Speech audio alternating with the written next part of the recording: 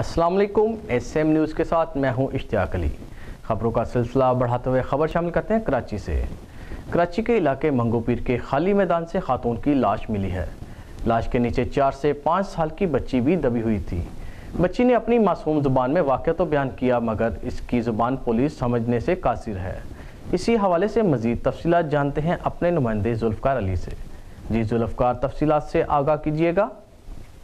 जी बिल्कुल, 4-5 साल की इस बच्ची ने गुज़श्ता रात पेश आने वाला वाक़या बयान तो किया, मगर उसकी तोतली ज़बान में कहे जाने वाले अल्फाज पुलिस और तफ्तीशी अहलकार समझने से कासर हैं।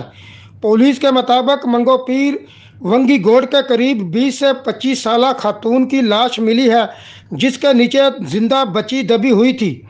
लाश और बच्ची के बारे में जो तला है वो करीब से गुजरने वाले चरवाहे ने दी है। क्राइम सीन यूनिट की टीम ने भी जाए वकूआ से शवाहद इकट्ठे कर लिए हैं, जबकि जाए वकूआ से गोलियों के 2 खोल भी मिले हैं।